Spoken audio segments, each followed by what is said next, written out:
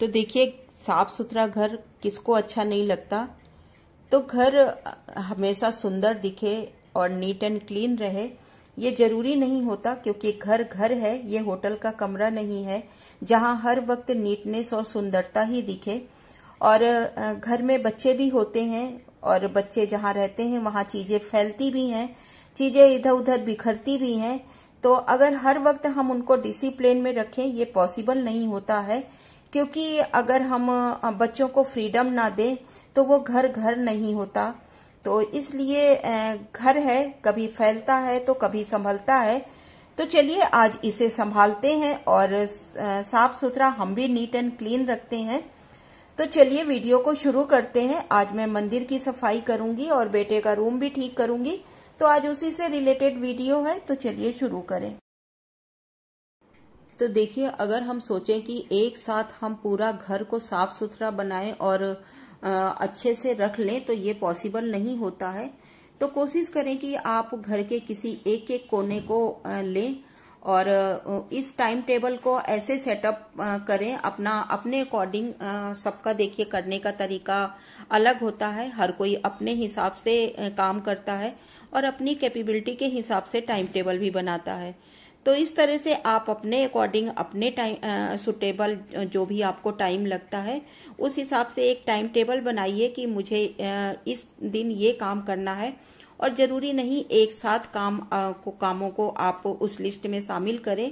आप कोशिश करें अगर घर की सफाई करनी है तो किसी एक रूम के एक कॉर्नर को ले लीजिए, या किसी दिन किसी बेड को ले लीजिए।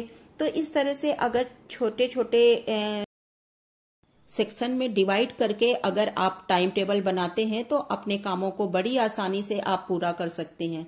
तो इस तरह से आप अपना टाइम टेबल बनाइए और फिर कामों को कीजिए। जरूरी नहीं है कि आप एक साथ बर्डन लें। तो देखिए, आज मैंने अपने बेटे का रूम अपने टाइम टेबल पे रखा है कि मैं आज मंदिर क्लीन करूंगी और अपने बेटे का रूम साफ करूंगी।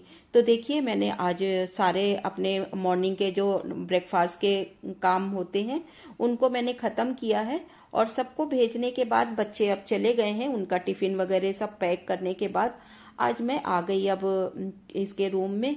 तो मेड तो अपना काम कर गई है झाड़ू पोछा का, और मैं सिर्फ झाड़ू पोछा ही करवाती हूँ, बाकी काम मैं खुद करती हूँ। तो इस तरह से देखिए, आज मैंने इसका रूम साफ करने की सोचा है। तो इस तरह से आप कोशिश करें कि किसी एक एक कॉर्नर को आप लें। आप किसी दिन किसी बेड को ले लीजिए, किसी दिन आप किसी पंखे साफ कर लीजिए, किसी दिन आप सोफे साफ कर लीजिए, किसी दिन आप किसी कॉर्नर को साफ कर लीजिए।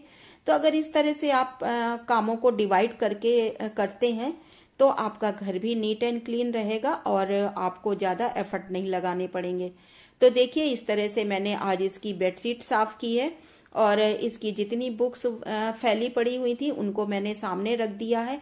कई बार ऐसे होता है कि बच्चे कहते हैं हमारी चीजों को मत छेड़ो, क्योंकि उनको इधर उधर फिर ढूंढनी पड़ती है। तो मैंने उसकी कोई चीज नहीं छेड़ी है, एज इट इज रख दिया है। कुछ बुक्स को तो मैंने सामने ही रख दिया है और कुछ बुक्स मैंने इसी टेबल पे लैपटॉप वगैरह रख दिए हैं। और जो भी उसके कपड़े थे जो लॉन्ड्री में लगाने हैं उनको अलग कर दिया है, और जो डेली उसके पहनने वाले कपड़े हैं उनको मैंने फोल्ड कर दिया है। तो मैंने देखिए बहुत अच्छी तरह से नहीं, मैंने रफली ही फोल्ड करके रखा है, क्योंकि आज मुझे मंदिर साफ करना है। तो मुझे पता है कि मुझे उसमें ज्यादा टाइम लगने वाला है, तो मैं इन कामों को जल्दी खत्म करूंगी। तो इस तरह से देखिए, मैंने इसका बेड ठीक कर दिया है और रूम ठीक करने के बाद अब मैं आ गई हूँ अपने मंदिर की सफाई के लिए। तो देखिए, मेरा घर बहुत छोटा है, बहुत बड़ा घर नहीं है मेरे पास, और इसी छोटे से कमरे में मैंने एक कॉर्नर को मंदिर बनाया है।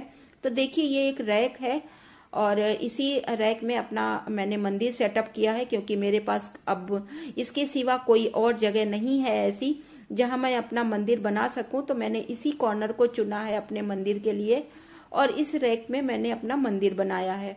तो देखिए, पहले तो मैंने सारी चीजों को हटा लिया है, क्योंकि सफाई करने के लिए सबसे जरूरी है कि पहले उस जगह को आप खाली कर लीजिए। तो इस तरह से मैंने एक एक चीजों को खाली कर लिया है, और अब मैं जो डस्टिंग करने वाली चीजें हैं उनको डस्टिंग करूंगी और जो धोने वाली हैं उनको धोऊंगी।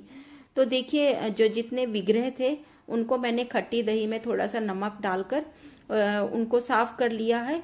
तो इस तरह से मैंने ये बहुत आसानी से खट्टी दही से साफ हो जाते हैं। और जो बर्तन वगैरह हैं उनको तो आप पीताम्बरी से साफ कर सकते हैं, लेकिन जो विग्रह होते हैं उनको कोशिश कीजिए कि आप ऐसे जो ऑर्गेनिक चीज़ें हैं आप वही यूज़ करें। तो इस तरह से देखिए जो मंदिर की घंटी है या जो दीपक है और जो विग्रह है उनको मैंने इस तरह से साफ कर लिया है और ये धो लिया है और धोने के बाद उनको रख दिया है सूखने के लिए। और ये देखिए अब मैं जितने भी आसन थे उनको चेंज कर रही हूँ, क्योंकि वो पहले वाले आसन को मैंने सुखाने के लिए रख दिया है। और इस तरह से देखिए अब मैं इनमें आसन बिछा रही हूँ और अब जो चीज़ें हैं मैंने उनको दोबारा से अरेंज कर रही हूँ। तो आज तो मैं सिर्फ मंदिर की क्लीनिंग करूँगी, क्योंकि और ज़्यादा कुछ नहीं कर रही हूँ। तो देखिए ये चौकी है जो कि मैंने ऑनलाइन मंगाया था, ये 3 का सेट है। तो इस तरह से इसमें मैंने बस आसन लगाकर और जो चीज़ें जहाँ रखी थी मैंने उसी तरह से उनको अरेंज कर दिया है। तो देखिए इस तरह से मैंने इसमें शंख रख दिया और ये जितने भी भगवान जी थे उनको बिठा दिया है। और ऊपर के मंदिर में देखिए मेरे पास 2 कान्हा जी हैं। एक छोटे लड्डू गोपाल हैं जो कि मैं जब मैंने मेरी शुरू गृहस्थी बसी थी तो उस टाइम पे मैंने उनको खरीदा था, तो उनको भी मैंने रखा हुआ है। और एक बड़े हैं जो कि मैंने अभी 2-3 साल पहले खरीदा है, तो उनको भी मैंने रखा है।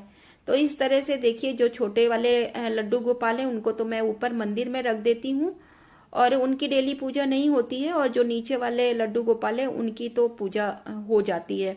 तो इस तरह से देखिए इनका आसन ये मैंने लास्ट ईयर जन्माष्टमी में बनाया था। ये एक मिठाई के डब्बे से मैंने बनाया है, इसमें नीचे खाली स्पेस है तो बहुत सारा सामान उनका इसमें आ जाता है। तो इस तरह से देखिए मैंने सारी चीज़ों को अरेंज कर दिया है और अब भगवान जी को कपड़े वगैरह पहना के मैंने उनको जो जहाँ पे रखे थे उस तरह से रख दिया है। तो आज तो मैंने चीज़ों को सिर्फ अरेंज किया है और सफाई की है, क्योंकि मैंने नई चीज़ें इसमें नहीं ऐड की हैं।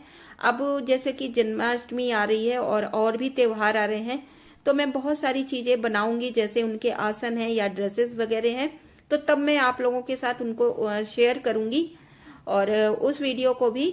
तो वो चीज़ें मैं तब जब बनाऊंगी तो मैं आप लोगों के साथ ज़रूर शेयर करूंगी। आज तो मैं सिर्फ मंदिर की क्लीनिंग कर रही हूँ और ज़्यादा कुछ नहीं कर रही आज। तो इस तरह से देखिए मैंने मंदिर को मैंने इस तरह से क्लीन कर दिया है।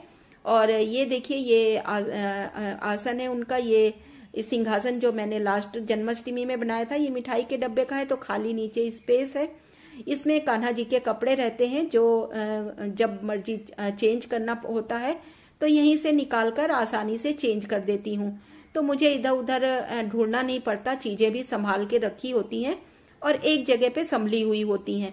तो जब भी ज़रूरत पड़े इनको यहीं से निकाला, यूज किया और वापस से दोबारा चेंज करने के बाद इन्हीं में इसी के अंदर रख दिया। तो इस तरह से चीज़ें संभली होती हैं।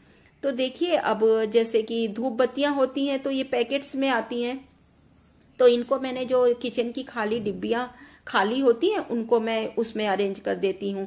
तो इस तरह से रखी होती हैं चीज़ें, जब ज़रूरत पड़ी तो ले लेती हूँ। अब इसी तरह से देखिए ये घी की डिब्बी है, इसमें मैंने बत्तियाँ डाल दी हैं, तो जब भी ज़रूरत पड़ी तो अलग से बाती बनाने की ज़रूरत नहीं है, इसी में से निकाला। और घी के साथ की लगी हुई होती हैं बत्तियाँ, तो निकाल के आप आसानी से यूज कर सकते हैं। तो इस तरह से कुछ मैं अरेंजमेंट करके रखती हूँ जो कि तुरंत मुझे मिल जाती हैं चीज़ें और इधर उधर ढूंढनी नहीं पड़ती हैं। तो ये रहा मेरा मंदिर का फाइनल लुक और मैंने सारा कुछ अरेंज कर दिया है। और अब देखिए ये सब करते हुए काफ़ी टाइम हो गया है, तो अब हो गया है लंच का टाइम। तो अब मैं देखिए लंच की तैयारी करूँगी। तो इस तरह से अब लंच बनाया, तो कई बार तो मैं मसाला प्रिपेयर करके रखती हूँ पहले से ग्रेवी, क्योंकि बच्चों को सुबह सुबह जल्दी होती है, तो अगर मसाला प्रिपेयर रहता है तो जल्दी बन जाता है। तो आज मैं एक साइड में वो ख़त्म हो गया तो उसकी भी तैयारी कर रही हूँ और बना रही हूँ पनीर पालक। तो इस तरह से पालक पनीर बनाई और हमने रोटियाँ बनाई, तो इस तरह से हम लंच किया। तो आज का वीडियो यहीं तक था। तो आई होप आप लोगों को जरूर पसंद आया होगा, और अगर जरा सा भी पसंद आए तो प्लीज मेरे चैनल को लाइक कीजिए, सब्सक्राइब कीजिए, और हाँ, अपने फैमिली और फ्रेंड्स में शेयर भी कीजिए। तो ये रहा आज का वीडियो। आई होप आप लोगों को जरूर पसंद आया होगा। तो चलिए मिलते हैं फिर किसी नेक्स्ट वीडियो के साथ। तब तक के लिए okay friends and bye bye.